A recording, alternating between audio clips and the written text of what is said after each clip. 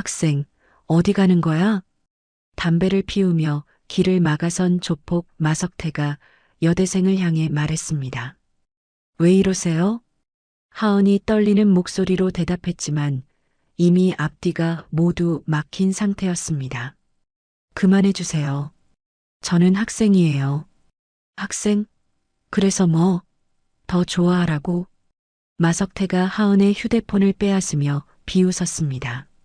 3천만 원 준비해. 3일 준다. 하지만 그들은 몰랐습니다. 절대 건드리면 안 될 사람의 동생을 건드렸다는 사실을. 오늘의 사연 시작합니다. 밤 11시가 넘은 골목길은 가로등 몇 개만이 흐릿하게 주변을 비추고 있었습니다. 이하은이 급한 걸음으로 집으로 향하고 있을 때 앞에서 담배를 피우며 서 있던 남자들이 그녀의 길을 막았습니다. 마석태가 비릿한 웃음을 흘리며 담배 연기를 뱉었다. 아이고, 학생, 이 늦은 시간에 어딜 그렇게 급히 가실까? 그의 뒤로 서너 명의 남자들이 하은을 에워쌌습니다. 하은이 뒤돌아 도망가려 했지만 이미 뒤쪽도 막혀 있었습니다. 하은의 목소리가 공포에 질려 가늘게 떨렸다. 왜 이러세요? 저는 그냥 집에 가는 길인데.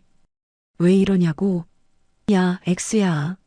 우리 석두 형님이 니년 때문에 병원 신세 진 건 까맣게 잊었나 보지? 마석태 옆에 있던 남자가 바닥에 침을 뱉으며 소리쳤습니다. 그건 사고였어요. 그 선배가 먼저 저를 못살게 굴다가. 하은이 겁에 질린 얼굴로 고개를 숙이며 중얼거렸습니다. 마석태가 박장대소했다. 사고? 먼저 괴롭혔다고 사람 다리를 분질러나? 이게 요즘 애들 방식인가? 야, 휴대폰 이리 내놔. 싫어요. 제가 왜 이걸 드려야 하는데요? 하은이 뒤로 물러서려 했지만 뒤에 있던 남자가 그녀의 어깨를 거칠게 붙잡았습니다. 마석태가 하은의 가방을 빼앗아 휴대폰을 꺼냈습니다. 잠금 풀어. 마석태의 목소리는 얼음장처럼 차가웠다. 안 풀 거예요. 절대로. 하은이 눈물을 애써 참으며 고개를 저었습니다. 마석태가 하은의 턱을 거칠게 움켜쥐고는 얼굴을 들어 올리게 했다. 끝까지 버티시겠다? 좋아. 그럼 우리랑 여기서 해 뜰 때까지 재미있게 놀다 갈까?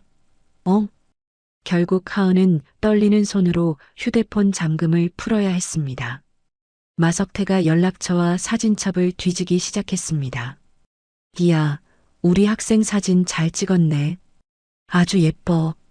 이거 우리가 좀 써도 되려나? 마석태가 비열하게 웃으며 말했습니다. 하은의 얼굴이 새하얗게 질렸다. 제발 그러지 마세요. 뭐든지 할게요. 그만해달라고? 그럼 돈을 가져와야지. 우리 형님 병원비에 정신적 피해 보상금까지 싹 다 해서 3천만 원. 어때? 싸게 쳐준 거지? 마석태가 하은의 휴대폰을 제 주머니에 쑤셔 넣으며 말했습니다. 그런 돈이 어디 있어요? 전 아직 학생이란 말이에요. 하은이 눈물을 글썽이며 말했습니다. 없으면 부모님한테 손을 벌리든 몸으로 때우든 알아서 만들어와. 딱 3일 준다. 그때까지 돈 못 가져오면 내 사진들 아주 좋은 데다 써줄 테니까. 마석태가 하은의 어깨를 툭툭 치며 말했습니다. 하은이 온몸을 떨며 그 자리에서 벗어나 집으로 뛰어갔습니다. 집 현관문을 열고 들어선 하은을 보자마자 거실에서 책을 읽고 있던 이하윤이 고개를 들었습니다. 하은의 흐트러진 머리카락, 구겨진 옷, 그리고 무엇보다 떨리는 손을 본 하윤의 눈빛이 순간 차갑게 변했습니다. 너 꼴이 왜 이래? 누구한테 쫓기기라도 했어? 하윤이 책을 내려놓으며 일어났습니다. 아니야, 언니. 그냥 좀 피곤해서 그래. 하은이 고개를 숙이며 방으로 들어가려 했습니다. 하윤이 하은의 앞을 막아섰습니다. 피곤한 애가 손은 왜 그렇게 떨어? 너 휴대폰은 어디 있냐고. 하은이 깜짝 놀라며 하윤을 올려다봤습니다. 하윤은 늘 하은이 집에 올 때 현관에서 휴대폰을 확인하는 습관이 있다는 걸 알고 있었습니다. 무슨 일 있었네? 똑바로 말해. 하윤이 하은의 어깨에 손을 올리며 부드럽게 말했습니다.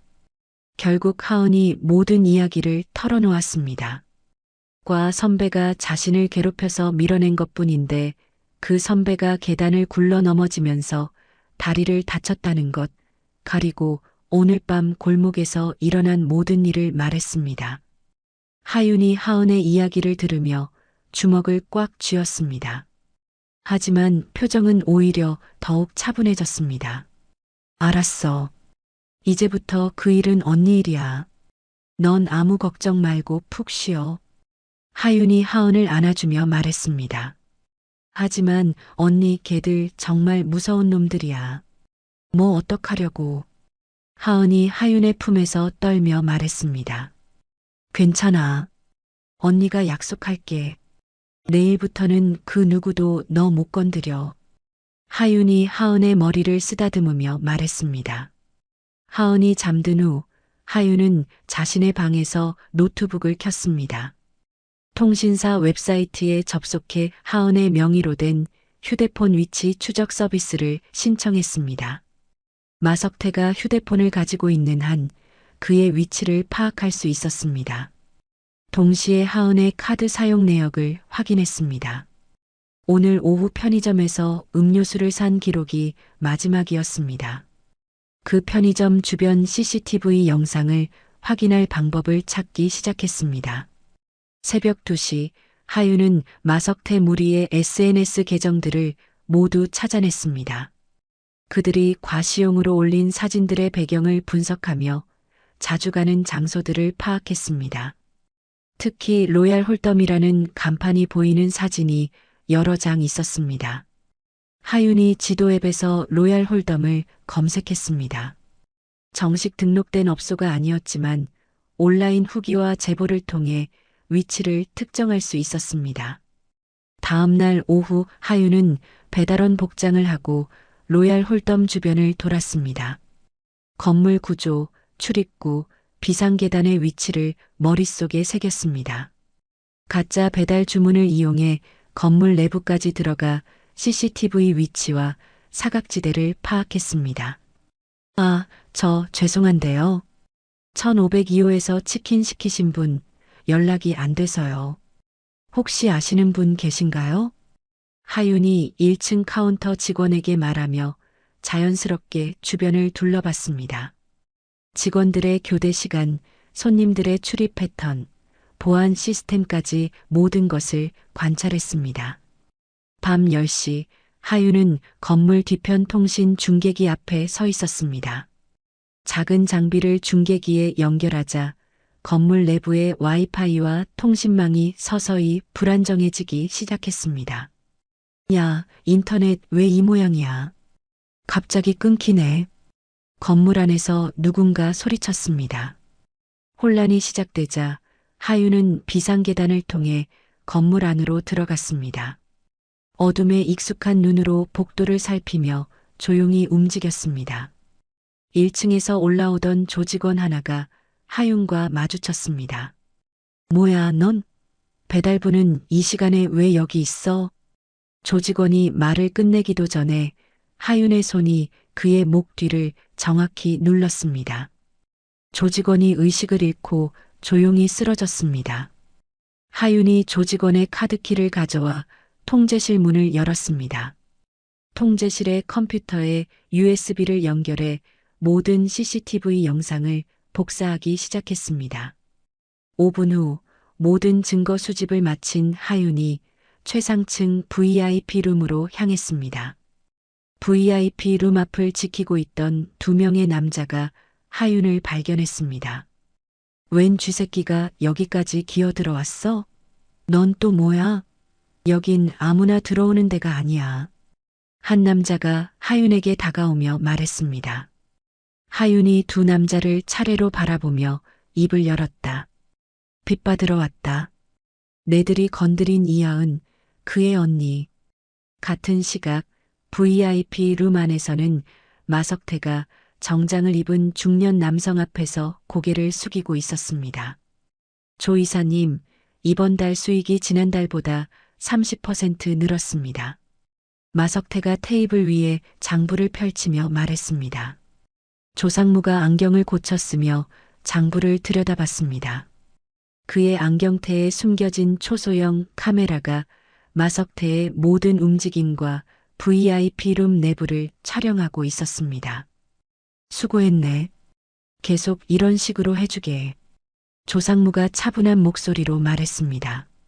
마석태가 만족스러운 표정을 지으며 술잔을 들었습니다. 앞으로도 더 열심히 하겠습니다. 그런데 오늘 재미있는 일이 있었는데요. 재미있는 일? 조상무가 안경을 만지작거리며 물었습니다. 어떤 여대생을 좀 건드렸는데 생각보다 재미있을 것 같아서요. 마석태가 비웃으며 말했습니다. 그때 밖에서 소란스러운 소리가 들렸습니다. 쿵 하는 소리와 함께 누군가 바닥에 쓰러지는 소리였습니다. 뭐야? 마석태가 고개를 돌렸습니다. VIP 룸 문이 거칠게 열리며 하윤이 나타났습니다. 문 앞을 지키던 2명의 남자는 이미 복도에 쓰러져 있었습니다. 누구야 너? 마석태가 벌떡 일어나며 소리쳤습니다. 하윤이 방 안을 둘러보다가 조상무와 눈이 마주쳤습니다. 조상무는 전혀 당황하지 않고 오히려 흥미롭다는 듯 하윤을 바라봤습니다. 너가 하은이 언니구나. 꽤 예쁘네.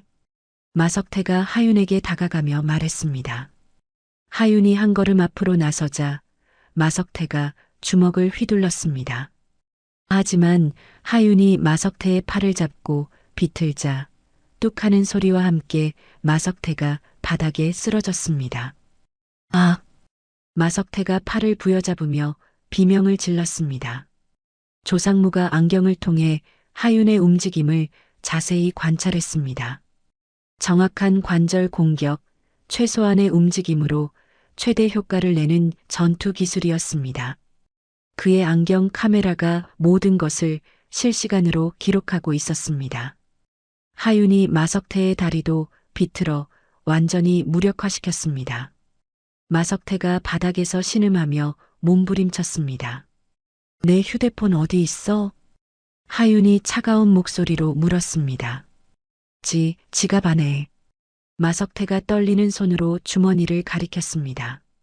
하윤이 휴대폰을 찾아 주머니에 넣은 뒤 방 구석에 있는 금고를 발견했습니다. 금고 비밀번호를 마석태에게서 받아낸 후 안에 들어있던 노트북과 서류들을 모두 가방에 넣었습니다. 조상무가 하윤의 모든 행동을 놓치지 않고 관찰했습니다. 그녀의 침착함, 체계적인 증거 수집, 그리고 완벽한 전투 실력까지 모든 것이 일반인의 수준을 뛰어넘었습니다. 하윤이 모든 것을 정리하고 방을 나가려는 순간 조상무와 다시 눈이 마주쳤습니다. 하윤이 몇 초간 조상무의 안경을 응시했습니다. 당신 눈에 있는 거 성능은 확실한가? 하윤이 의미심장한 미소를 지으며 말했습니다. 조상무의 등골에 차가운 기운이 흘렀습니다. 하윤이 자신의 안경에 카메라가 달려있다는 것을 알고 있었습니다. 더 나아가 자신이 누구인지, 왜 여기 있는지까지 꿰뚫어보고 있었습니다. 하윤이 방을 나가고 나서 조상무는 한동안 그 자리에 앉아 있었습니다. 예상 밖의 변수가 나타났습니다. 그녀는 단순한 복수가 아니라 자신들의 정체를 알고 있는 위험한 인물이었습니다. 조상무가 안경을 벗어 주머니에 넣으며 휴대폰을 꺼냈습니다. 본사에 보고드릴 일이 생겼습니다. 새벽 4시 하윤은 집 근처 인터넷 카페에서 확보한 증거 자료들을 정리하고 있었습니다. 마석태 조직의 불법 도박 운영 증거, 폭력 조직 운영 증거, 그리고 상부 조직과 연결된 금전 거래 내역까지 모든 것이 노트북에 들어 있었습니다. 하윤이 여러 언론사와 경찰청 민원 사이트에 익명으로 제보 메일을 보냈습니다. CCTV 영상과 장부, 그리고 음성 녹음 파일까지 첨부했습니다. 집으로 돌아온 하윤이 하은의 방을 살짝 들여다봤습니다. 하은이 편안하게 잠들어 있는 모습을 보며 안도했습니다. 하지만 조상무의 차갑고 계산적인 눈빛이 계속 머릿속에 맴돌았습니다. 그는 단순한 구경꾼이 아니었습니다. 더 큰 조직의 일원이었고 자신을 관찰하고 분석하고 있었습니다. 하윤이 창밖을 바라보며 한숨을 쉬었습니다. 마석태를 처리한 것은 시작에 불과할 것 같았습니다. 일주일 후 뉴스에서 마석태 조직 전원이 검거되었다는 소식이 나왔습니다. 하지만 배우로 의심되는 태화그룹은 관련성을 부인하며 수사선에서 빠져나갔습니다. 같은 날 태화그룹 본사 회장실에서 조상무가 진성준 회장 앞에 서 있었습니다. 흥미로운 인재가 나타났습니다. 조상무가 태블릿을 회장 책상 위에 올려놓으며 말했습니다. 화면에는 하윤이 마석태 조직원들을 제압하는 영상이 재생되고 있었습니다. 진성준 회장이 영상을 보며 만족스러운 미소를 지었습니다. 이런 인재를 그냥 두면 안 되겠는데. 태화그룹 본사 38층 정보분석실에서는 밤늦게까지 불이 켜져 있었습니다. 얼굴 인식 프로그램 돌려봤나? 팀장이 모니터를 들여다보며 물었습니다. 네, 하지만 일반인 데이터베이스에서는 매칭되는 인물이 없습니다. 직원이 키보드를 두드리며 대답했습니다. 그럼 군 관련 데이터베이스는? 팀장이 턱을 괴며 말했습니다. 지금 접근 중입니다. 특히 저 전투 기술을 보면 일반적인 격투기가 아니라 군용 근접 전투술 같은데요. 다른 직원이 영상을 다시 재생하며 말했습니다. 화면 속 하윤이 마석태를 제압하는 장면이 슬로우 모션으로 재생되었습니다. 정확한 관절 공격과 최소한의 움직임으로 상대를 무력화시키는 기술이었습니다. 707 특임대 전역자 명단을 확인해봐. 팀장이 지시했습니다. 3일 후 정보팀은 마침내 하윤의 정체를 파악했습니다. 이하윤, 25세, 707 특임대 출신으로 최단기 전역 기록을 보유하고 있습니다. 직원이 화면에 하윤의 신상 정보를 띄우며 보고했습니다. 최단기 전역? 왜? 팀장이 관심을 보였습니다. 동생을 돌보기 위해서라고 나와 있습니다. 부모님이 연구소 사고로 사망한 후 보호자가 되었다고 하네요. 직원이 파일을 뒤지며 말했습니다. 팀장이 진성준 회장에게 보고서를 올렸습니다. 회장은 하윤의 프로필을 보며 만족스러워했습니다. 완벽한 인재군. 영입하든지 제거하든지 해야겠어. 진성준이 보고서를 덮으며 말했습니다. 한편 하윤은 새 학기를 맞아 하은이 다니는 서울대학교에 편입학했습니다. 입학 첫날 하은이 신나게 캠퍼스를 안내해 주었습니다. 언니, 이제 정말 평범한 대학생활 할 수 있겠다. 하은이 활짝 웃으며 말했습니다. 그래, 이제 그냥 평범하게 살자. 하윤이 하은의 어깨에 손을 올리며 말했습니다. 처음 며칠간은 정말 평범한 일상이었습니다. 하윤은 수업을 듣고 과제를 하고 하은과 함께 학식을 먹었습니다. 하지만 일주일쯤 지나자 하윤은 이상한 느낌을 받기 시작했습니다. 도서관에서 공부할 때 누군가 자신을 보고 있는 것 같았습니다. 등하굣길에서도 같은 사람들이 계속 눈에 띄었습니다. 하윤이 뒤돌아봤지만 그들은 자연스럽게 다른 곳을 보거나 사라졌습니다. 하지만 훈련받은 하윤의 감각은 속일 수 없었습니다. 언니, 무슨 일 있어? 요즘 계속 뒤돌아보네. 하은이 걱정스럽게 물었습니다. 아니야, 그냥 습관이야. 하윤이 웃으며 대답했습니다. 하지만 마음속으로는 경계를 늦추지 않았습니다. 하윤은 매일 다른 경로로 등하교하며 미행자들의 패턴을 파악하기 시작했습니다. 2주 후 하윤은 확신을 가졌습니다. 최소 4명 이상이 교대로 자신을 감시하고 있었습니다. 모두 전문 훈련을 받은 사람들로 보였습니다. 태화그룹 회의실에서 조상무가 작전을 브리핑하고 있었습니다. 목표는 이하윤의 영입입니다. 하지만 그녀가 쉽게 응하지 않을 것 같으니 압박이 필요합니다. 조상무가 화면에 하은의 사진을 띄우며 말했습니다. 동생이 약점이군. 참석자 중 한 명이 말했습니다. 직접적인 위해는 가하지 마세요. 다만 심리적 압박을 가해 하윤이 먼저 접촉해 오도록 유도하겠습니다. 조상무가 설명했습니다. 다음 날부터 하은 주변에도 이상한 일들이 벌어지기 시작했습니다. 수업 중에 누군가 교실 문 앞에서 하은을 쳐다보고 있다가 사라졌습니다. 도서관에서 공부할 때도 같은 자리에 계속 앉아 있는 낯선 남자가 있었습니다. 하은이 집에 와서 하윤에게 말했습니다. 언니, 요즘 뭔가 이상해. 누가 나를 계속 보는 것 같아. 하윤의 주먹이 꽉 쥐어졌습니다. 이제 동생까지 노리고 있었습니다. 하은아, 며칠 동안 친구 집에서 지낼까? 하윤이 조심스럽게 말했습니다. 왜? 무슨 일 있어? 하은이 불안한 표정으로 물었습니다. 아니야, 그냥 언니가 정리할 일이 좀 있어서. 하윤이 하은을 안아주며 말했습니다. 하은을 친구 집으로 보낸 후 하윤은 본격적인 역추적을 시작했습니다. 며칠간 일부러 예측 가능한 패턴으로 움직이며 미행자들을 유인했습니다. 마침내 하윤은 그들이 태화그룹 소속임을 확인했습니다. 미행 차량의 번호판을 추적해 렌터카 회사에서 대여 기록을 찾아냈고 대여자가 태화그룹 직원이었습니다. 하윤이 냉소적으로 웃었습니다. 결국 걔들이었구나. 하윤은 미행자들에게 메시지를 보내기로 결정했습니다. 일부러 서울 외곽의 폐공장 지역으로 향했습니다. 인적이 드문 그곳에서 하윤이 휴대폰으로 문자를 보냈습니다. 이제 그만 숨바꼭질 끝내자. 할 말이 있으면 나와라.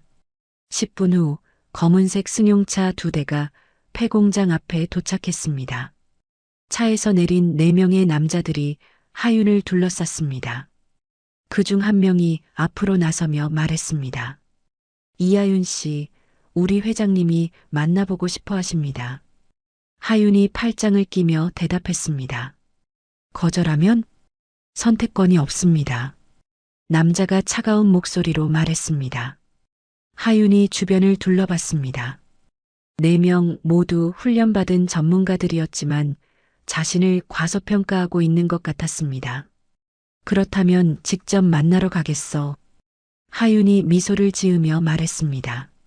3개월이 지나고 하윤을 둘러싼 미행과 감시의 기운이 뜸해졌습니다. 하윤은 조심스럽게 일상에 집중하기로 마음먹었습니다.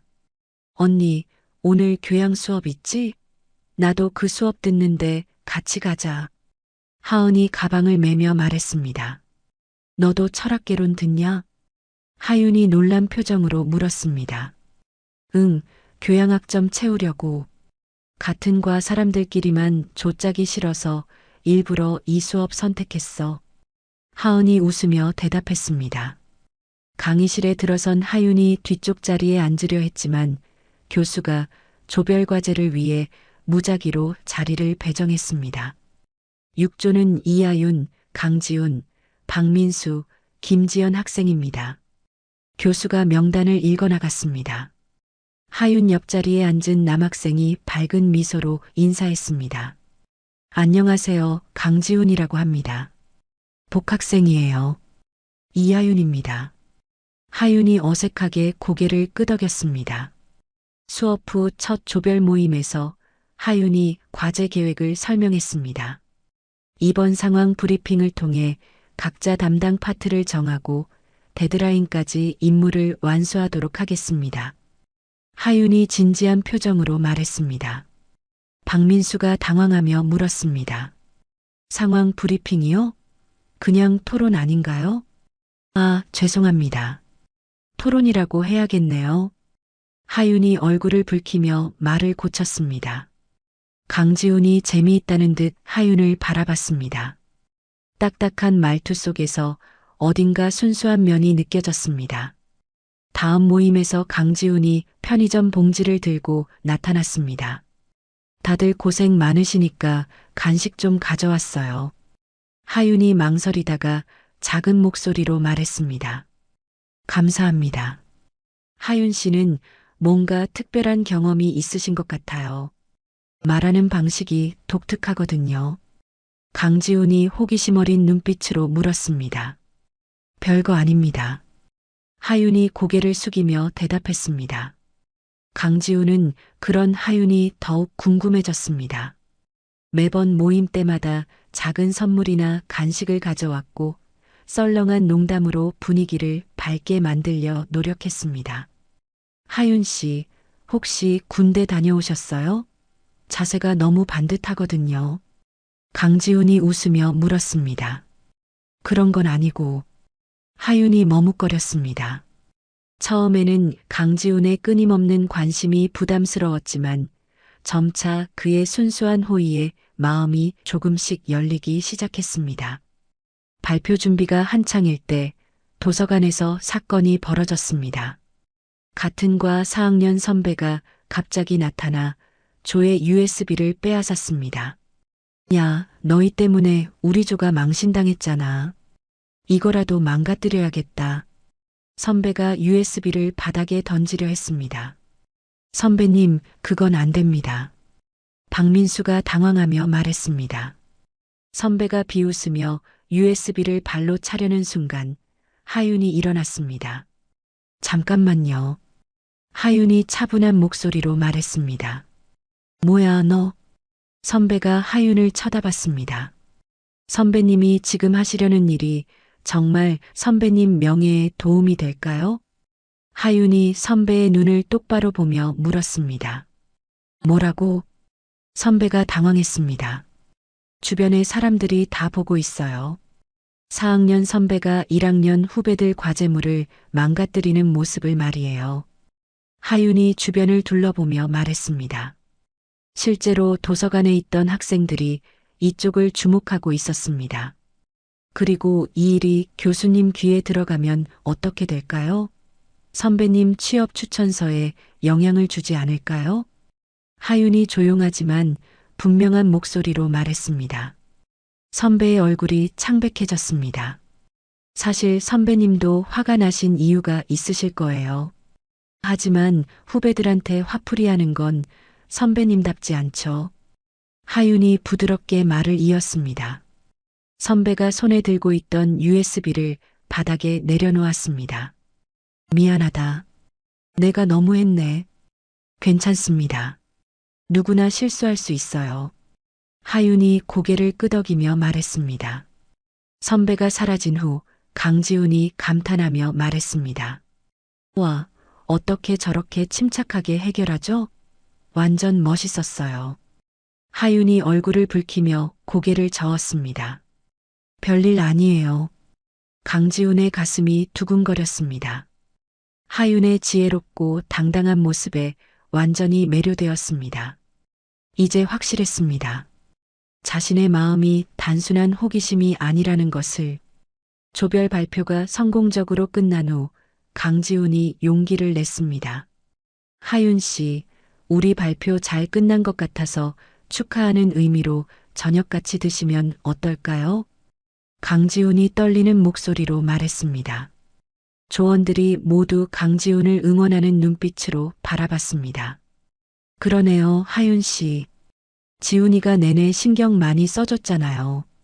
김지연이 웃으며 거들었습니다. 하윤이 당황하며 주변을 둘러봤습니다. 모두가 기대하는 눈빛으로 자신을 바라보고 있었습니다. 그럼 같이. 하윤이 작은 목소리로 말했습니다. 강지훈의 얼굴이 환하게 밝아졌습니다. 정말요? 고마워요.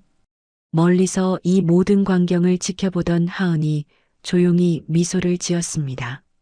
언니 얼굴에 떠오른 낯설지만 행복한 표정을 보며 마음속으로 안도했습니다. 언니도 이제 평범한 행복을 느낄 수 있겠구나. 일주일 후 토요일 하윤과 강지훈이 캠퍼스 근처 카페에서 첫 데이트를 했습니다. 뭐 드실래요? 제가 살게요. 강지훈이 메뉴판을 들며 말했습니다. 아메리카노요. 하윤이 작은 목소리로 대답했습니다. 달달한 건 안 좋아하세요? 강지훈이 웃으며 물었습니다. 별로요. 그런 거 먹으면 집중력이 떨어져서. 하윤이 말하다가 멈췄습니다.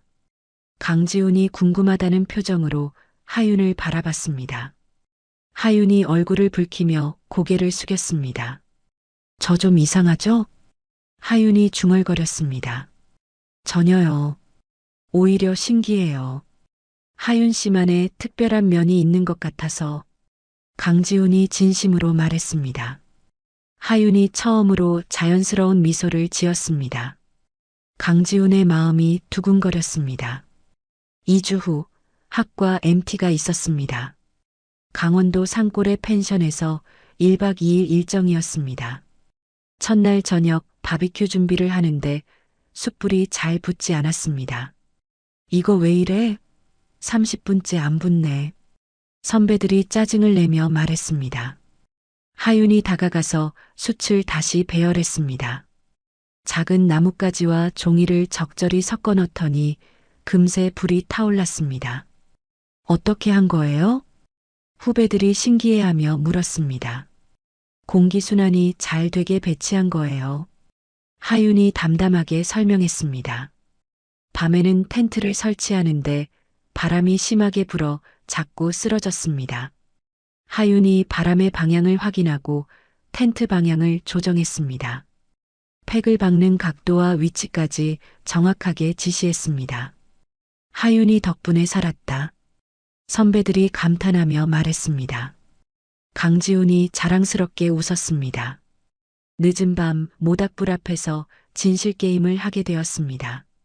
지훈이 형, 하윤이한테 하고 싶은 말 있으면 해봐. 후배가 장난스럽게 말했습니다. 강지훈이 하윤을 바라보며 심호흡을 했습니다. 하윤 씨, 저 솔직히 말할게요. 강지훈이 떨리는 목소리로 시작했습니다. 처음에는 그냥 신기해서 관심 가졌는데 지금은 정말 좋아해요. 진심으로. 강지훈이 하윤의 눈을 똑바로 보며 말했습니다. 주변이 조용해졌습니다. 하윤이 이번에는 고개를 돌리지 않고 강지훈을 바라봤습니다. 저도. 하윤이 입을 열려는 순간이었습니다. 불이야. 누군가 소리쳤습니다. 모닥불 옆에서 술을 마시던 학생이 실수로 넘어뜨린 장작이 마른 덤불로 튀었습니다. 바람을 타고 불이 순식간에 번지기 시작했습니다. 어떻게 해? 물 어디 있어? 학생들이 당황하며 소리쳤습니다. 하윤이 벌떡 일어나서 바람의 방향을 확인했습니다. 모두 저쪽으로 피해. 바람이 이쪽으로 불고 있어. 하윤이 큰 소리로 지시했습니다. 학생들이 하윤의 말을 듣고 안전한 곳으로 대피했습니다. 하윤이 자신의 외투를 벗어 물에 적신 뒤 불길의 가장자리부터 두들기기 시작했습니다. 정확한 판단과 빠른 행동으로 불이 더 번지는 것을 막았습니다. 10분 후 불이 완전히 꺼졌습니다. 하윤이 땀을 흘리며 주저앉았습니다. 강지훈이 달려와 하윤을 끌어안았습니다. 미쳤어요? 혼자서 왜 그렇게 위험한 짓을? 강지훈이 떨리는 목소리로 말했습니다. 하윤이 강지훈의 품에 안긴 채 처음으로 자신을 맡겼습니다. 따뜻하고 안전한 느낌이었습니다. 괜찮아요.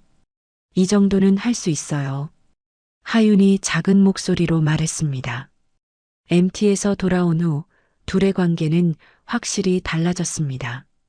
매일 함께 밥을 먹고 도서관에서 공부하며 자연스럽게 시간을 보냈습니다. 어느 날 저녁 캠퍼스를 산책하던 중 강지훈이 물었습니다. 하윤 씨는 어떻게 그런 걸 다 알아요? 불 끄는 것도 그렇고 텐트 치는 것도 그렇고. 하윤이 한참을 망설이다가 입을 열었습니다. 사실 제가 군대를 다녀왔어요. 군대요? 707 특임대라고 들어보셨어요? 강지훈이 깜짝 놀랐습니다. 정말요? 그 유명한. 부모님이 돌아가신 후에 동생을 돌봐야 해서 일찍 나왔어요. 하윤이 조용히 말했습니다. 강지훈이 하윤의 손을 잡았습니다. 힘들었겠어요. 혼자서 동생까지 책임지고. 지훈 씨는 안 무서워요? 저 같은 사람이? 하윤이 불안한 목소리로 물었습니다. 무서우긴요. 오히려 더 대단하다고 생각해요. 그리고 강지훈이 하윤의 손을 꽉 잡으며 말했습니다. 앞으로는 혼자 견디지 마세요. 제가 있잖아요. 하윤의 눈에 눈물이 맺혔습니다. 태어나서 처음으로 완전한 안정감을 느꼈습니다. 한 달 후, 둘은 한강공원에서 데이트를 하고 있었습니다. 석양이 아름다운 저녁이었습니다. 하윤아, 저기 봐. 노을이 정말 예쁘다. 강지훈이 손가락으로 하늘을 가리켰습니다. 하윤이 강지훈의 어깨에 기대며 노을을 바라봤습니다. 이런 평범한 행복이 이렇게 소중한 것인지 처음 알았습니다. 그때였습니다. 하윤의 시야에 빨간 점이 포착되었습니다. 레이저 포인터가 강지훈의 가슴을 향해 조준되고 있었습니다. 하윤이 번개처럼 강지훈을 밀어내며 그의 몸을 감쌌습니다. 하윤아. 강지훈이 놀라며 소리쳤습니다. 하윤이 강지훈을 땅에 눕힌 채 주변을 살폈습니다. 하지만 이미 저격수의 기운은 사라진 후였습니다. 평범한 행복은 끝났습니다. 탕! 총소리가 한강공원에 울려 퍼졌습니다. 총알이 하윤과 강지훈이 있던 자리를 스쳐 지나가 벤치에 박혔습니다. 으악! 주변에 있던 사람들이 비명을 지르며 뛰기 시작했습니다. 하윤이 강지훈을 일으켜 세우며 급하게 말했습니다. 지금 당장 저쪽 화장실로 뛰어가요. 머리 숙이고. 하윤아, 무슨 일이야? 강지훈이 당황하며 물었습니다. 설명은 나중에. 지금은 숨어 있어요. 하윤이 강지훈을 화장실 쪽으로 밀어내며 소리쳤습니다. 강지훈이 화장실로 뛰어간 것을 확인한 하윤이 저격이 날아온 방향을 바라봤습니다. 강 건너편 고층 건물의 옥상이었습니다.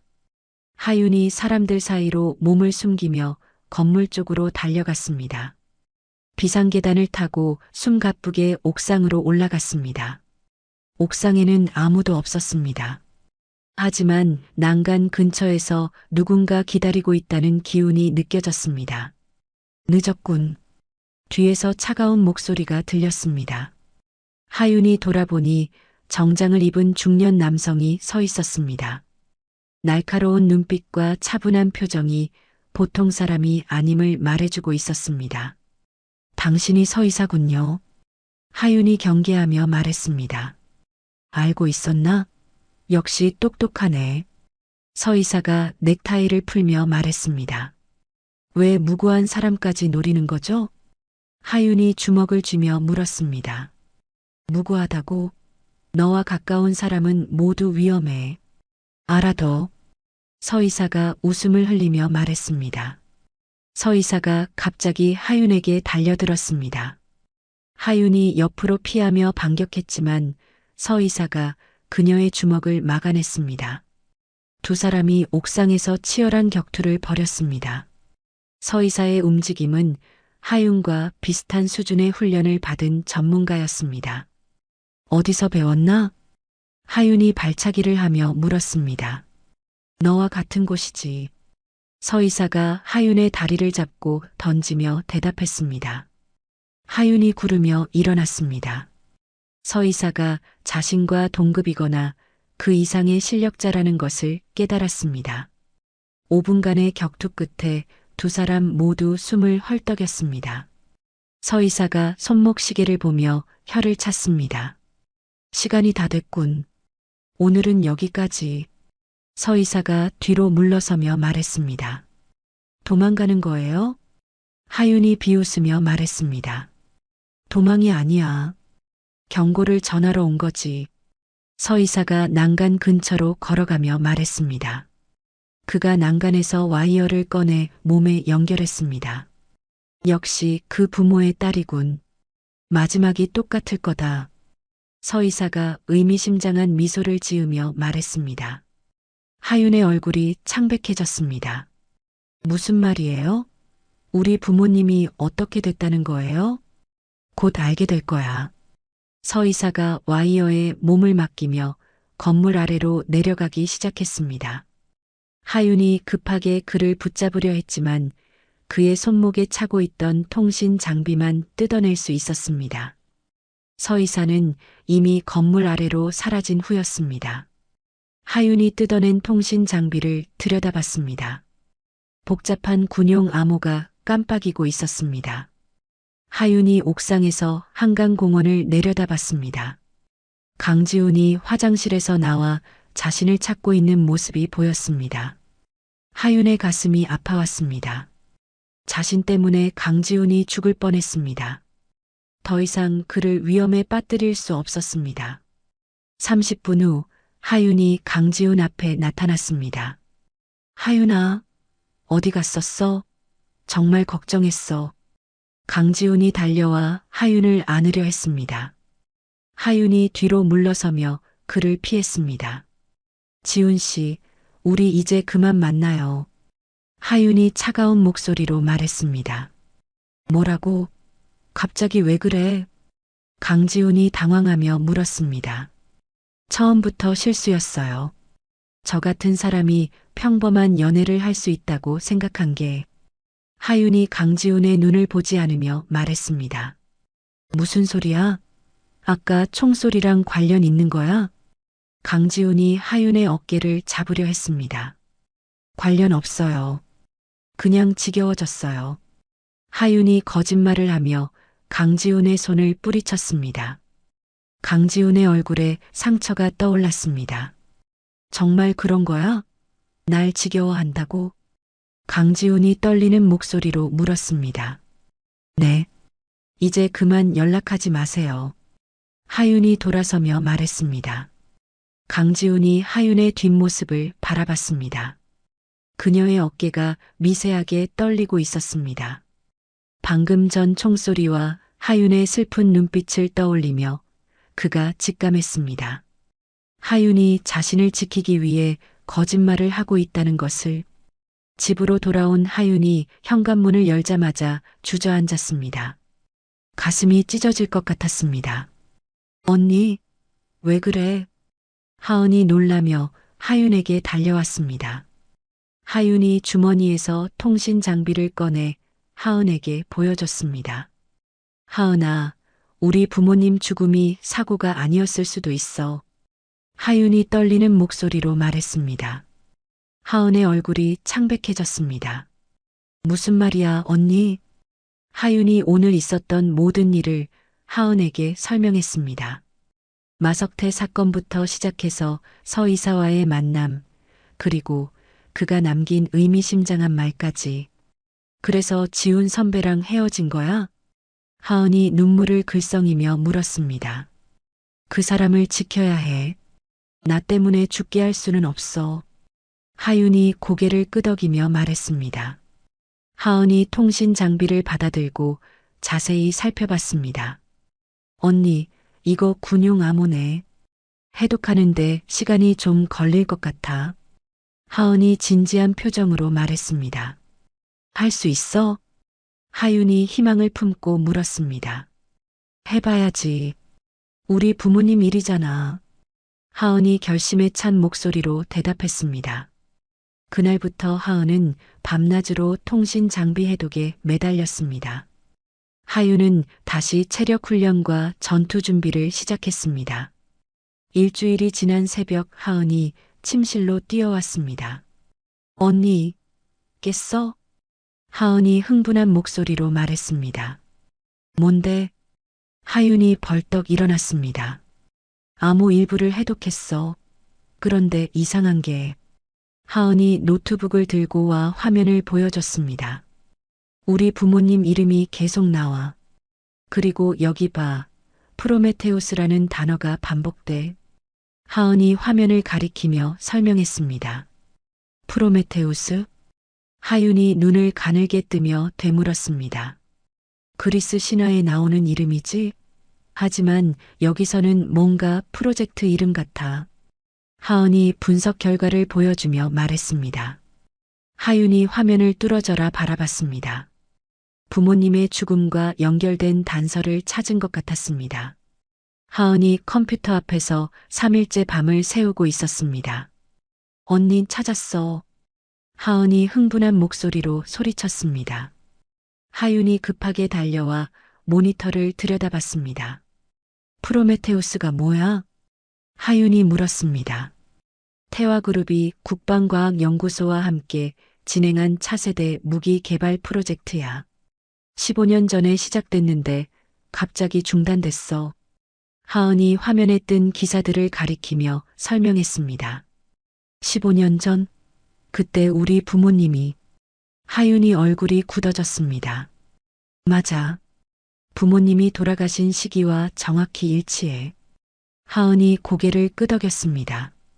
하윤이 벽에 걸린 부모님 사진을 바라봤습니다. 아버지가 늘 하던 말이 떠올랐습니다. 하은아, 아빠가 항상 뭐라고 하셨는지 기억나? 하윤이 문득 물었습니다. 가장 안전한 곳은 가장 잘 보이는 곳이라고 하셨지.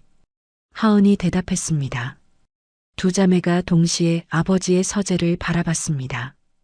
30분 후 서재에서 책장을 뒤지고 있던 하윤이 낡은 백과사전을 들어 올렸습니다. 이상하다. 이 책만 유독 무거워. 하윤이 중얼거리며 책을 열었습니다.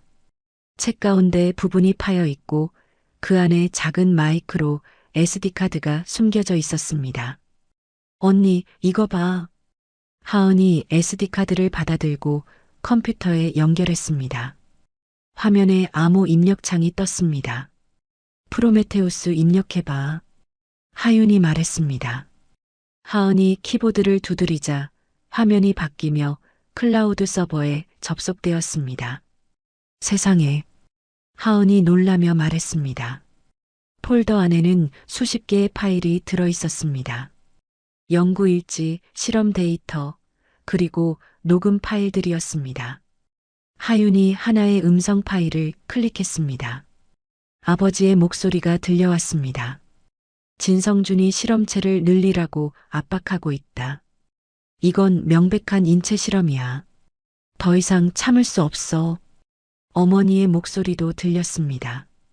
여보, 이 연구를 계속하면 무고한 사람들이 죽어요. 우리가 막아야 해요. 하은이 눈물을 흘리며 다른 파일을 열었습니다. 진성준 회장이 연구원들을 위협하는 내용의 메모가 있었습니다. 이거면 진성준을 법정에 세울 수 있어. 하윤이 주먹을 쥐며 말했습니다. 같은 시각 강지우는 아버지의 서재에서 오래된 취재 수첩을 뒤지고 있었습니다. 아빠가 왜 갑자기 기자를 그만뒀을까? 강지훈이 혼잣말을 했습니다. 수첩을 넘기다가 프로메테우스라는 단어를 발견했습니다. 그 밑에 이름과 전화번호가 적혀 있었습니다. 김철수 박사, 프로메테우스 프로젝트 내부 고발자. 강지훈이 적힌 번호로 전화를 걸었습니다. 여보세요? 노인의 목소리가 들렸습니다. 김철수 박사님이신가요? 강민호 기자의 아들 강지훈입니다. 강지훈이 조심스럽게 말했습니다.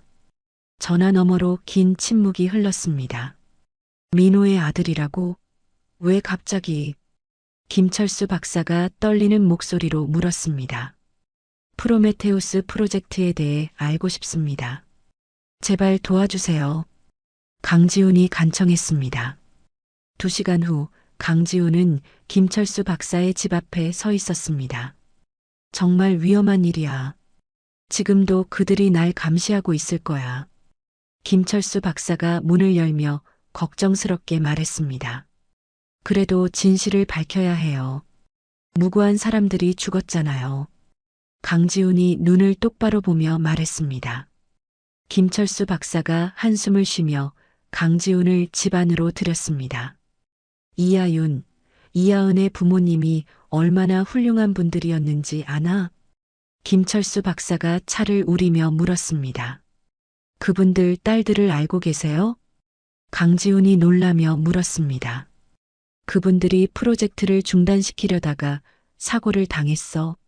사고가 아니라 살해당한 거지. 김철수 박사가 떨리는 목소리로 증언했습니다. 강지훈이 휴대폰으로 녹음을 시작했습니다. 1시간 동안 김철수 박사는 프로메테우스 프로젝트의 모든 진실을 털어놓았습니다. 진성준의 살인 교사, 인체 실험, 그리고 증거 조작까지. 다음 날 밤 강지훈이 하윤과 하은의 집 문을 두드렸습니다. 지훈 씨? 하윤이 문을 열며 놀랐습니다. 하윤아, 나 도와줘. 우리 함께 싸우자. 강지훈이 간절한 눈빛으로 말했습니다. 안 돼요. 위험해요. 하윤이 고개를 저었습니다. 내가 증거를 가져왔어. 김철수 박사의 증언이야. 강지훈이 녹음기를 꺼내며 말했습니다. 하은이 강지훈을 집 안으로 들였습니다. 언니 들어봐. 우리끼리만으로는 한계가 있어. 하은이 하윤을 설득했습니다. 김철수 박사의 증언을 들은 하윤이 마음을 바꿨습니다. 정말 함께 할 거예요? 하윤이 강지훈에게 물었습니다. 끝까지 함께 할게. 강지훈이 단호하게 대답했습니다. 세 사람이 거실에 모여 작전을 계획했습니다. 목표는 태화그룹 서버에 있는 이면 계약서 원본이야. 하은이 노트북을 펼치며 설명했습니다. 내가 언론을 담당할게. 아빠 인맥을 활용해서. 강지훈이 말했습니다. 내가 서버에 침투해서 하은이를 도울게. 하윤이 결심에 찬 목소리로 말했습니다. 작전 전날 밤 세 사람이 서로의 등을 맞대고 앉았습니다. 지훈아, 정말 고마워. 혼자서는 할 수 없는 일이었어. 하윤이 진심으로 말했습니다. 우리 부모님도 이렇게 정의를 위해 싸우셨겠지. 하은이 눈물을 닦으며 말했습니다. 내일이면 모든 게 끝나. 강지훈이 두 자매의 손을 잡으며 말했습니다. 새벽이 밝아올 때까지 세 사람은 서로를 격려하며 최후의 작전을 준비했습니다. 작전 당일 오전 10시 강지훈이 태화그룹 본사 앞에서 전화를 받았습니다. 아빠 준비됐어요? 강지훈이 떨리는 목소리로 물었습니다. 그래, 기자들 다 모였다. 30분 후에 시작한다. 강지훈의 아버지가 대답했습니다. 하윤과 하은이 건물 맞은편 커피숍에서 상황을 지켜보고 있었습니다. 언니, 정말 괜찮을 거야? 하은이 불안한 표정으로 물었습니다. 걱정 마. 우리가 해낼 거야. 하윤이 하은의 손을 꽉 잡으며 말했습니다. 30분 후 태화그룹 로비에 기자들이 몰려들기 시작했습니다. 태화그룹의 불법 무기 개발 의혹에 대해 어떻게 생각하십니까? 기자 한 명이 마이크를 들이밀며 소리쳤습니다. 로비가 순식간에 아수라장이 되었습니다. 보안 요원들이 기자들을 막으려 하지만 역부족이었습니다. 지금이야. 하윤이 하은에게 신호를 보내며 자리에서 일어났습니다. 하윤이 건물 뒤편 지하 주차장으로 향했습니다. 청소업체 직원으로 위장한 그녀가 폐기물 수거 차량을 따라 건물 안으로 들어갔습니다. 하은아, 들려? 하윤이 작은 이어폰으로 속삭였습니다. 응, 언니. CCTV 루트 확인했어. 지금부터 내가 안내해 줄게. 하은이 노트북을 들여다보며 대답했습니다. 하은이 건물 외곽의 낡은 통신함에 자신의 장비를 연결했습니다. 강지훈이 미리 조사해둔 블라인드 스팟이었습니다. 언니 왼쪽 복도로 가. CCTV가 10초간 다른 쪽을 향해 하은이 실시간으로 지시했습니다. 하윤이 복도를 조용히 이동하며 서버실을 향해 올라갔습니다. 이제 엘리베이터 타도 돼. 12층에서 내려. 하은이 계속 안내했습니다. 하윤이 12층에 도착했을 때 하은은 부모님이 남긴 바이러스 프로그램을 실행하기 시작했습니다. 언니 방화벽 뚫는 중이야. 5분만 기다려. 하은이 키보드를 빠르게 두드리며 말했습니다. 하윤이 서버실 앞에 도착했을 때 문이 이미 열려 있었습니다. 서이사가 팔짱을 낀 채 그녀를 기다리고 있었습니다. 늦었군. 서이사가 냉소적으로 웃으며 말했습니다. 예상했던 대로네요. 하윤이 경계 자세를 취하며 대답했습니다. 마지막 기회야. 우리 편이 되면 살려줄게. 서이사가 넥타이를 풀며 제안했습니다. 거절합니다. 하윤이 단호하게 말했습니다. 서이사가 갑자기 달려들었습니다. 하윤이 옆으로 피하며 반격했지만 서이사가 그녀의 주먹을 막아냈습니다. 두 사람이 서버실에서 치열한 격투를 벌였습니다. 같은 시각 하은이 마침내 방화벽을 뚫었습니다. 성공했어. 이제 다운로드 시작. 하은이 흥분하며 엔터키를 눌렀습니다. 화면에 진행률이 나타났습니다.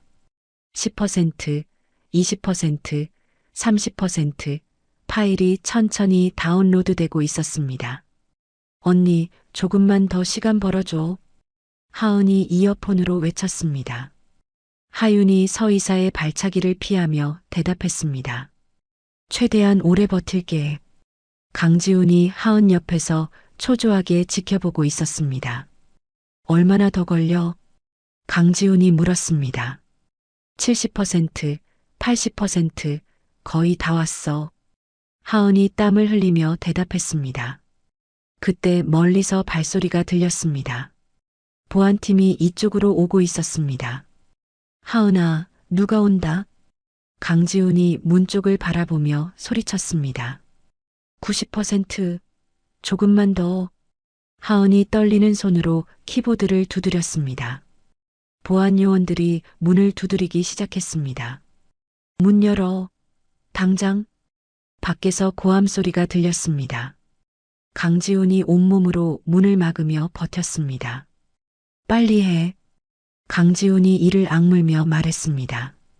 95%, 98%, 99% 완료. 하은이 마지막 엔터키를 누르는 순간 모든 접속 기록을 삭제했습니다. 같은 순간 서버실에서 하윤이 서이사의 약점을 찾아냈습니다. 그의 오른쪽 어깨 부상을 노린 정확한 공격이었습니다. 서이사가 신음하며 바닥에 쓰러졌습니다. 끝났어. 하윤이 숨을 헐떡이며 말했습니다. 보안 요원들이 문을 부수고 들어왔을 때 강지훈의 아버지와 기자들이 뒤따라 들어왔습니다. 지금 여기서 무슨 일이 벌어지고 있습니까? 기자가 카메라를 들이밀며 소리쳤습니다. 태화그룹의 불법 행위를 폭로하는 증거를 확보했습니다. 강지훈이 USB를 들어올리며 외쳤습니다. 모든 상황이 생중계되기 시작했습니다. 하은이 확보한 파일들이 실시간으로 전국에 공개되었습니다. 진성준 회장의 범죄 증거, 프로메테우스 프로젝트의 진실, 그리고 하윤 부모님의 죽음에 얽힌 모든 것이 세상에 드러났습니다. 하윤이 서버실에서 나와 하은과 강지훈에게 달려갔습니다. 해냈어?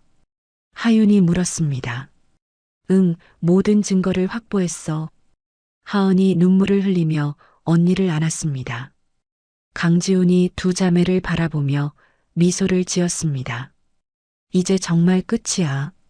강지훈의 아버지가 운영하는 진실언론사 사무실이 난리였습니다. 긴급 생방송 준비해. 이건 특종이야. 강지훈의 아버지가 직원들에게 소리쳤습니다. 방송이 시작되자 진성준 회장의 범죄 증거들이 실시간으로 공개되었습니다. 이면 계약서 원본, 김철수 박사의 증언, 그리고 하윤이 침투하는 과정까지 모든 것이 전국에 중계되었습니다. 이것은 우리나라 기업사상 최대 규모의 스캔들입니다. 아나운서가 흥분한 목소리로 말했습니다. 다음 날 아침 태화그룹 주가가 90% 폭락했습니다. 임직원들이 회사 앞에서 망연자실한 표정으로 서 있었습니다. 어떻게 이런 일이? 한 직원이 중얼거렸습니다. 인천공항에서는 급하게 출국하려던 진성준 회장이 체포되었습니다. 진성준 씨 살인교사와 사기 혐의로 긴급 체포합니다. 경찰이 수갑을 채우며 말했습니다. 이건 음모야. 조작된 증거라고. 진성준이 발버둥치며 소리쳤습니다. 하지만 이미 늦었습니다. 태화그룹 내부에서 살아남기 위한 내부 고발이 쏟아져 나왔습니다. 검찰청 앞에는 증거 자료를 들고 온 전직 직원들의 줄이 끝없이 이어졌습니다. 저희도 증언하겠습니다. 진성준의 범죄를 모두 폭로하겠습니다. 6개월 후 법정에서 최종 판결이 내려졌습니다. 피고인 진성준에게 무기징역을 선고합니다. 판사가 망치를 두드리며 말했습니다. 피고인 서경호에게 징역 25년을 선고합니다. 서이사도 중형을 받았습니다. 법정 방청석에 앉아있던 하윤과 하은이 서로의 손을 꽉 잡았습니다. 드디어 끝났어. 하은이 눈물을 닦으며 말했습니다. 판결 후 법원 앞에서 기자회견이 열렸습니다. 이하윤, 이하은 박사의 명예가 20년 만에 공식적으로 회복되었습니다. 변호사가 발표했습니다.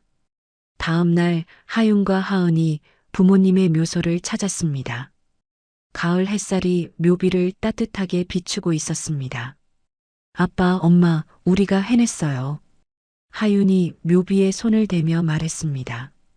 진성준이 처벌받았고 아빠, 엄마의 명예도 되찾았어요. 하은이 꽃을 올리며 말했습니다. 두 자매가 묘소 앞에서 한참 동안 조용히 있었습니다. 마침내 마음 편히 눈물을 흘릴 수 있었습니다. 이제 정말 평안히 쉬세요. 하윤이 작은 목소리로 말했습니다. 묘소에서 나오는 길에 강지훈이 멀리서 기다리고 있었습니다. 그는 두 자매가 나올 때까지 몇 시간을 그 자리에서 기다렸습니다. 하윤이 강지훈을 보고 걸음을 멈췄습니다. 지훈 씨, 하윤이 조심스럽게 말했습니다. 하윤아, 이제 모든 게 끝났잖아. 다시 시작하자. 강지훈이 따뜻한 미소로 말했습니다. 하윤이 망설이지 않고 강지훈에게 다가가 그의 입술에 입을 맞췄습니다. 강지훈이 하윤을 꽉 안아주었습니다. 미안해. 그때 거짓말한 거. 하윤이 강지훈의 품에서 말했습니다. 알고 있었어. 너를 지키려고 한 거라는 걸. 강지훈이 하윤의 머리를 쓰다듬으며 말했습니다. 하은이 두 사람을 보며 흐뭇하게 웃었습니다. 일주일 후 하은에게 특별한 전화가 걸려왔습니다. 이하은 학생이신가요? 국정원 사이버 안보 연구소입니다. 전화 너머 목소리가 들렸습니다. 저희와 함께 일하실 의향이 있으신지요? 상대방이 정중하게 제안했습니다. 하은이 하윤을 바라봤습니다. 하윤이 고개를 끄덕이며 격려했습니다. 고민해 보겠습니다. 하은이 대답했습니다. 같은 날 하윤도 중요한 결정을 내렸습니다. 경찰특공대 지원서를 작성하고 있었습니다. 언니도 새로운 시작이네. 하은이 옆에서 말했습니다. 이제는 내 능력을 올바른 곳에 써야지. 하윤이 펜을 들며 말했습니다. 우리 부모님도 자랑스러워 하실 거야. 하은이 언니의 어깨에 손을 올렸습니다. 한 달 후 세 사람이 한강공원에서 만났습니다. 하은의 국정원 입사가 확정되었고 하윤도 경찰특공대 시험에 합격했습니다. 정말 다 잘 됐네. 강지훈이 감격스럽게 말했습니다. 이제 각자 다른 길을 가지만 우리는 여전히 한 팀이야. 하윤이 두 사람의 손을 잡으며 말했습니다. 언니, 앞으로는 더 이상 혼자 견디지 마. 하은이 진심으로 말했습니다. 너도 마찬가지야. 힘들면 언제든 연락해. 하윤이 동생을 안아주며 말했습니다. 해가 지고 있었습니다. 세 사람이 나란히 앉아 노을을 바라봤습니다. 우리 이제 정말 행복할 수 있을까? 하은이 조용히 물었습니다. 당연하지. 우리가 만들어가는 거야. 강지훈이 자신 있게 대답했습니다. 더 이상 어둠이 아니라 빛을 향해 나아가자. 하윤이 두 사람을 바라보며 말했습니다. 다음 날 새벽 세 사람이 남산에서 일출을 함께 봤습니다. 붉은 태양이 서울 하늘을 밝게 물들이고 있었습니다. 새로운 시작이야. 하윤이 떠오르는 해를 바라보며 말했습니다. 아팠던 과거는 이제 정말 끝이고, 하은이 깊은 숨을 쉬며 말했습니다.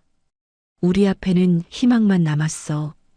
강지훈이 두 자매의 어깨에 손을 올리며 말했습니다. 따뜻한 햇살이 세 사람의 얼굴을 비췄습니다. 그들의 표정에는 더 이상 어둠이 없었습니다.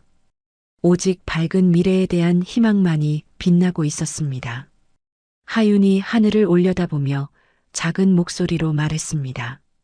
아빠, 엄마, 우리 이제 정말 행복할게요. 바람이 불어와 세 사람의 머리카락을 부드럽게 흔들었습니다. 마치 부모님이 축복해 주시는 것 같았습니다. 1년 후 서울 강남의 한 건물 옥상에서 인질극이 벌어지고 있었습니다. 이하윤 경위, 상황 어떻습니까? 작전 본부에서 무전이 들려왔습니다. 범인 1명, 인질 3명 확인했습니다. 2분 후 돌입하겠습니다. 하윤이 망원경으로 상황을 파악하며 냉정하게 보고했습니다. 1팀은 왼쪽, 2팀은 오른쪽으로. 제가 정면에서 범인의 주의를 끌겠습니다. 하윤이 특공대원들에게 지시했습니다. 경위님, 너무 위험하지 않습니까?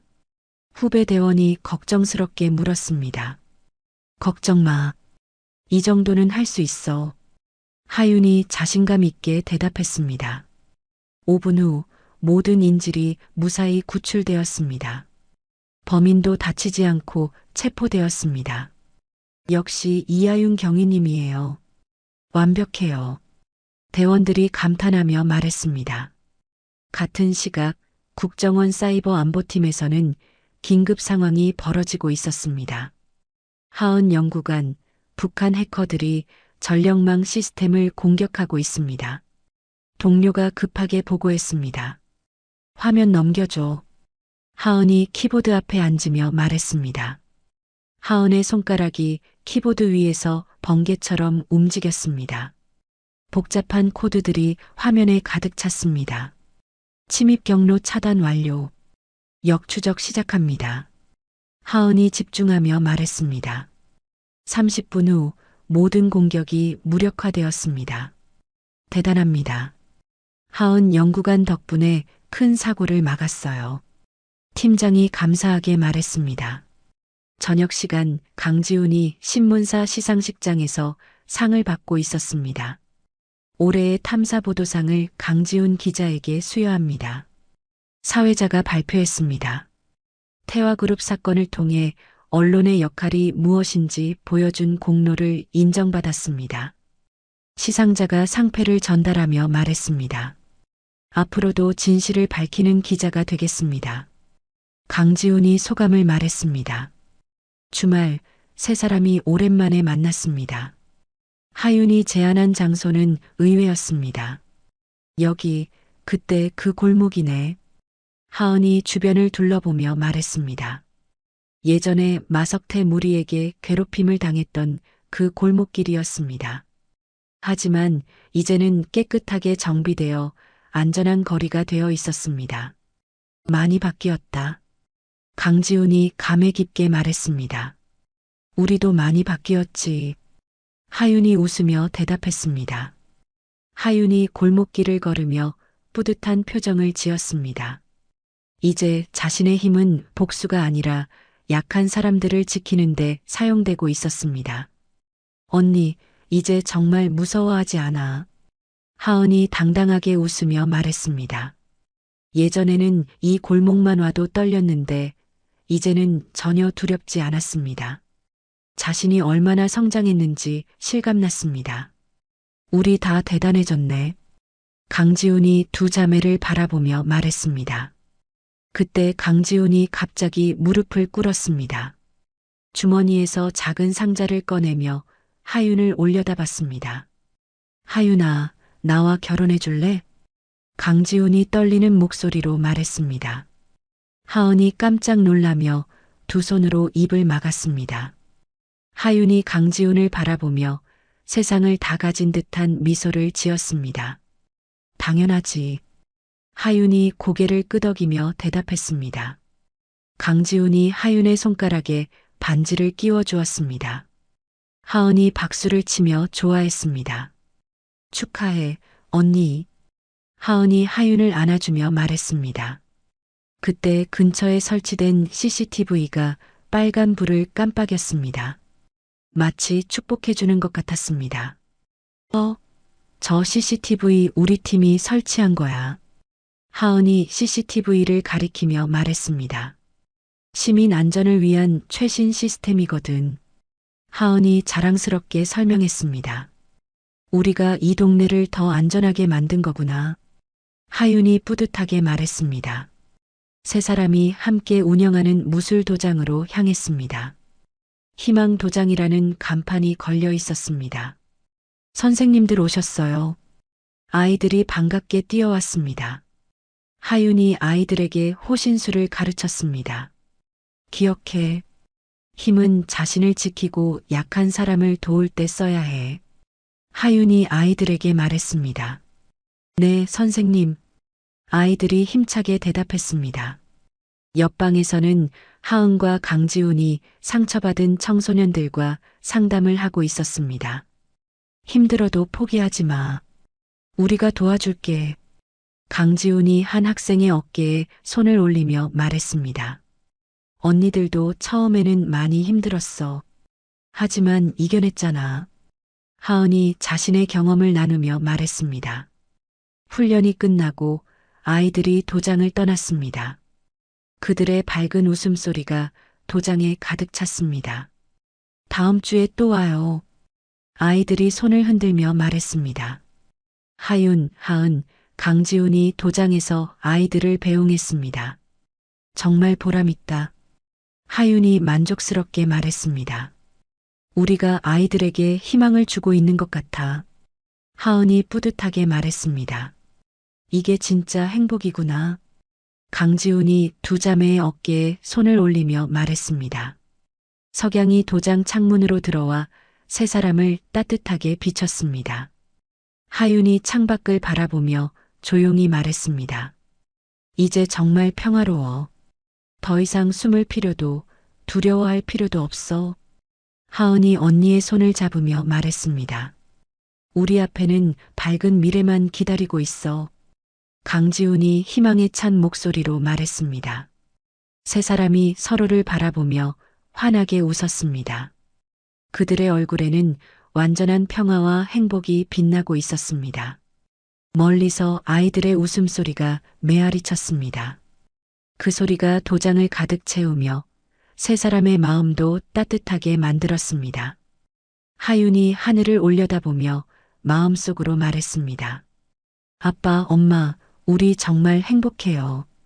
바람이 불어와 도장 안으로 들어왔습니다. 마치 부모님이 축복의 바람을 보내주시는 것 같았습니다. 하은이 창문을 열어 신선한 공기를 들이마셨습니다. 새로운 하루가 또 시작될 거야.